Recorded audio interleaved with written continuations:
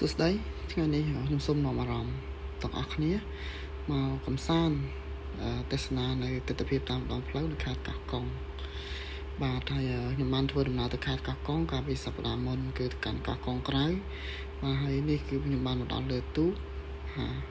គឺយើងនឹងជិះទូកកំសាន្តលេងទៅកាន់ឆ្នេរទី4បាទនៅតាមដងសមុទ្រនោះគឺទេសភាពស្អាតមែនតើហើយពួកយើងក៏មានការភ័យដែរ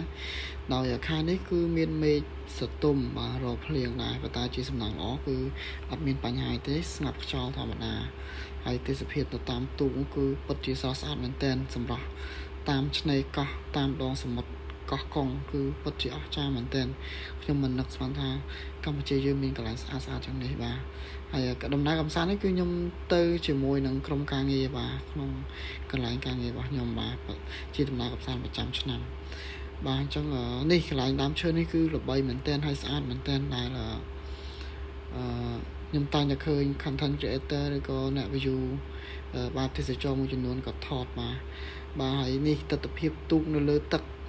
នៅក្នុងសមុទ្រនៅជាប់ឆ្នេរទី4គឺពិតជាស្អាតមែនតើបាទធ្វើឲ្យខ្ញុំដកចិត្តមិនរួចដោយមិនចង់ត្រឡប់មកវិញបាទហើយខ្ញុំក៏បាននាំជាមួយក្រុមការងារបានមកដល់ឆ្នេរដែរបាទគឺឆ្នេរទី4ត្បិតថានៅទីនេះស្ងប់ស្ងាត់ប៉ុន្តែស្ងប់ស្ងាត់បែបលក្ខណៈថាខ្យល់សមុទ្រមកគឺពិតជាស្រស់ស្អាតមែនទែនហើយមានដើមស្រល់នៅតាមឆ្នេរតាមដងព្រៃឈើទឹកសមុទ្រខៀវទឹកសមុទ្រថ្លាគឺមានអារម្មណ៍ថាស្រស់ស្រាយមែនទែនបាទរលកទឹកមកខ្មោចខ្មាញ់មើលទៅគឺគួរឲ្យចាប់អារម្មណ៍គួរឲ្យចង់លេងហើយដូចមិនចង់ឃ្លាតទេបាទប៉ុន្តែ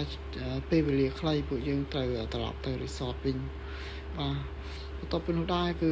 បានចោះលេងចឹងទៅបាទហើយខ្ញុំក៏ឆ្លៀតបាន selfie 4-5 ប៉ុស្តិ៍ដែរបាទដោយស្ដាយនៅទេសភាពទស្សនភាពដ៏អស្ចារ្យនៅឆ្នេរសមុទ្រកម្ពុជាយើងបាទអញ្ចឹងខ្ញុំពិតជាពេញចិត្តបើមានឱកាសគឺនឹងទៅម្ដងទៀតបាទអញ្ចឹងបានត្រឡប់មកដល់រីសតវិញបាទយប់ឡើងគឺអត់សុខជាមួយក្រុមការងារក៏នាំគ្នាដើរចាប់បង្កងបង្គាអញ្ចឹងទៅបាទទៅតាមមាត់ព្រែកនៅរីសតក្នុងខេត្តកោះកុងហើយក៏បានកពឹសសមុទ្រជាដើមបាទហើយមងត្រីបាទខ្ញុំអត់ចេះហៅដែរបាទតែវាក៏រៀងស្តៀងកពឹសដែរបាទអញ្ចឹងវីដេអូគឺមានតែប៉ុណ្ណឹងអរគុណ